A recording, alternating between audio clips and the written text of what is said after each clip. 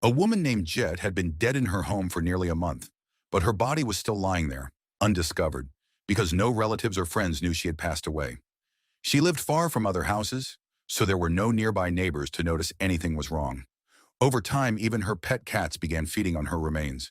In the last few months before her death, Jet had also been receiving frequent scam calls, and her phone was still plugged in and charging. But 3 years later, several people begin getting pulled into trouble because of Jet's death. This is Everybody Loves Me When I'm Dead. The story then shifts to a private bank in Pattaya, Thailand. A senior employee named Shane has just been fired because his position can now be replaced by AI. The branch manager, What, holds a farewell gathering at the office.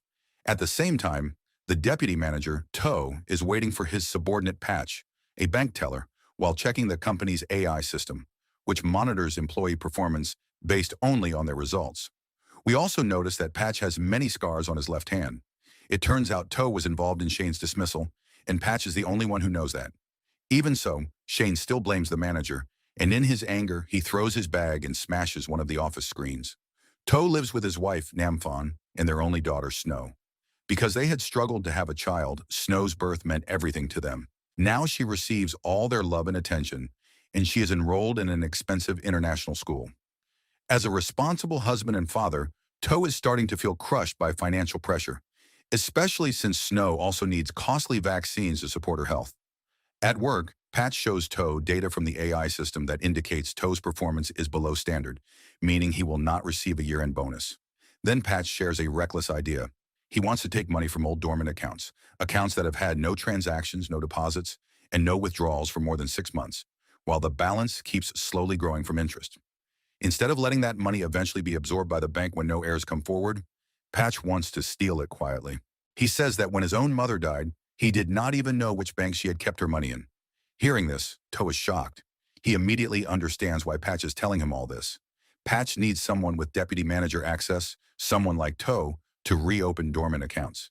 And if they get caught, the risk is not just losing their jobs. They could also end up in prison. But Patch argues that there is no reason to stay loyal to a workplace that exploits its employees without giving them fair returns. On top of that, the company relies on an AI system that judges workers only by performance numbers, without seeing the effort they put in behind the scenes. According to Patch, the safest way to do this is by targeting dormant accounts that belong to people who have already passed away and have no relatives, just like Jit. When they check her account, To is completely shocked. The balance has reached over 30 million baht.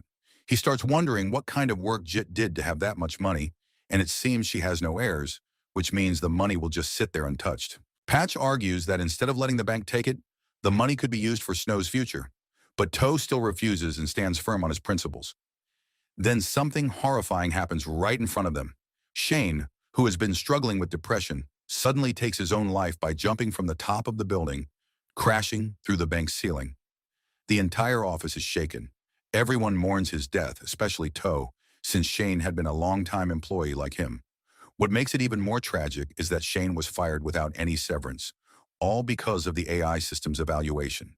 That moment begins to change To's thinking. He starts to imagine a future where he could be next, losing his job and no longer able to afford Snow's expensive education. As a deputy manager, To has the authority to reactivate dormant accounts with just a single click. Eventually, he calls Patch to discuss the plan.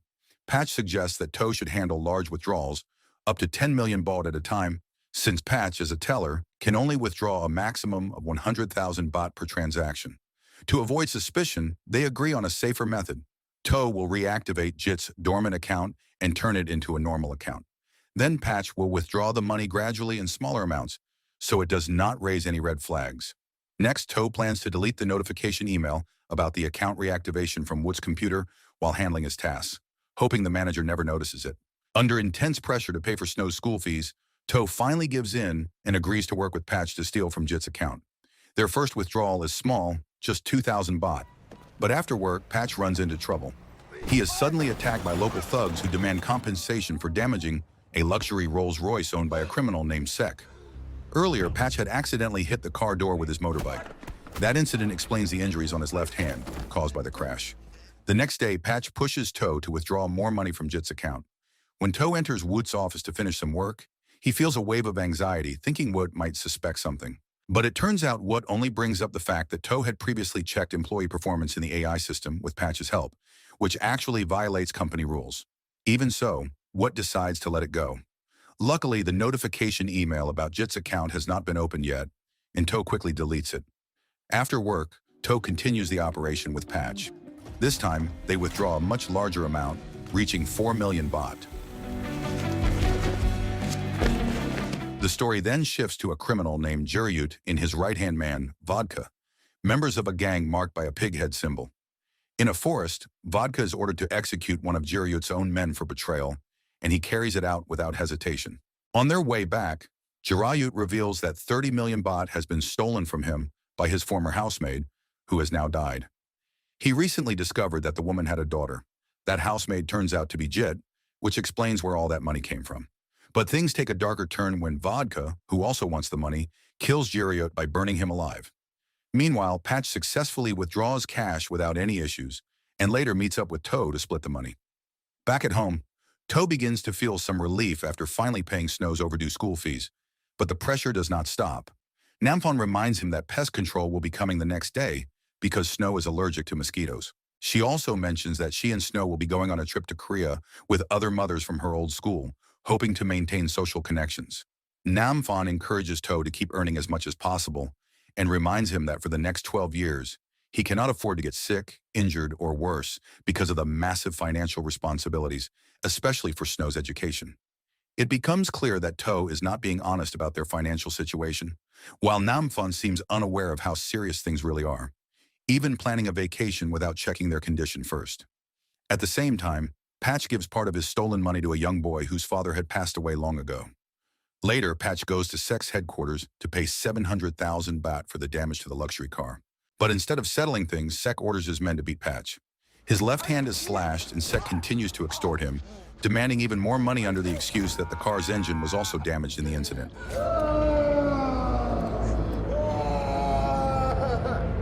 After paying Snow's school fees, To receives a call from Patch, who urgently asks for 1 million baht without explaining that he is being extorted by Sek. To refuses, worried that moving money too quickly will attract suspicion. Now starting to fear that their actions might be exposed, To comes up with a new plan. He decides to move the stolen money into a new account under someone else's name. He approaches a random woman on the street and meets a young woman named Akaraporn. He offers her money to open a bank account online. Once the account is created, To threatens her, making it clear that she must not touch the money or her life will be in danger, since he already has her personal information, including her address. After that, To deposits the stolen cash into Akaraporn's account, hoping this move will keep him one step ahead of suspicion. Meanwhile, Vodka tracks down a massage worker named Kem. He knows that Kem is Jit's daughter, the same woman who used to work as Jiryut's housemaid. Vodka learned all of this because he was Jiryut's trusted man. As for Kem, she was never close to Jit since she was raised by her aunt and barely remembers her mother. Vodka reveals that Jit had stolen Jiryut's money and kept it in a personal bank account, one that only Kem can access. This means that sooner or later, To and Patch are going to run into serious trouble. At the same time, while attending a school event for new students, To is shocked to discover that Akaraporn's account has suddenly been emptied, the money transferred somewhere else. Without wasting any time, he rushes to her house with a gun. But when he arrives, he realizes Akaraporn is not as helpless as he thought. She has connections, and several thugs are already there. Elsewhere, Vodka brings Kem to Jit's house in Pattaya. On the way, Kem shares that she was given away to her aunt just days after she was born, and she does not even remember Jit's face. She also plans to apologize to Jiryut once she gets the money, hoping to make up for what her mother did. Vodka, of course, keeps quiet about the fact that Jiryut is already dead. During a stop at a gas station, Kem secretly sends a message to her aunt, asking her to get in touch as soon as possible. Back at the bank, To is stunned when he notices something unusual. Aside from the 4 million baht withdrawal, there have been multiple withdrawals of 100,000 baht from Jit's account without his knowledge. It is clear that Patch has been taking money to pay off Sek. Since Patch does not show up to work that day and worried that the remaining money will disappear, To takes a huge risk. He withdraws the remaining 25 million baht in cash and hides it inside a golf bag. Later that night, while checking Wood's computer after everyone has gone home, To is overcome with fear. He sees a notification about the 25 million baht withdrawal, and it has already been opened. That means Wood has discovered everything. As To is about to leave, he runs into Wood. The manager brings up the reactivated dormant account belonging to Jade and clearly knows about the theft. With no other choice, To admits that he needed the money for his daughter's education and other expenses. He even tries to justify his actions by saying the money came from a deceased account with no heirs, and then offers Wood a share. But Wood refuses. He says he will not report To to the police as long as the money is returned, and To resigns the next day. Wanting to avoid further trouble, To leaves the bag of cash behind. Now completely lost, To realizes that without his job, he cannot support his family or pay for Snow's education. Desperate, he calls Patch and demands the money that was taken earlier. Patch sends him a location to meet. But not long after, To sees something that changes everything. Wood is loading the golf bag full of money into his car. In the end, even Wood gives in to greed, deciding to take all the money for himself. When To arrives at the location given by Patch, he realizes it is actually Sek's headquarters. He is immediately attacked by Sek's men. Sek already knows everything about the stolen money from Patch, and he forces To to retrieve the remaining balance from Jit's account.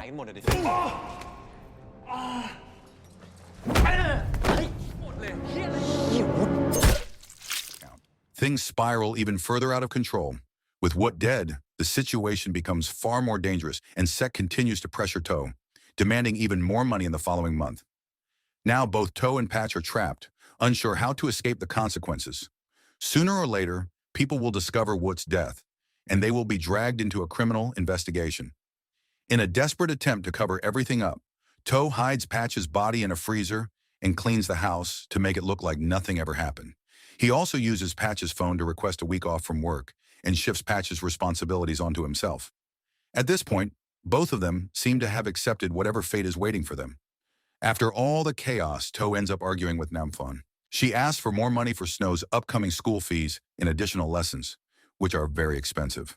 To feels like he has already worked himself to exhaustion, while Namphon believes she has sacrificed everything to take care of their daughter. The next day, To and Patch return to work as if nothing has happened, trying to stay calm. To carries a gun with him, just in case things go wrong, but then something unexpected happens.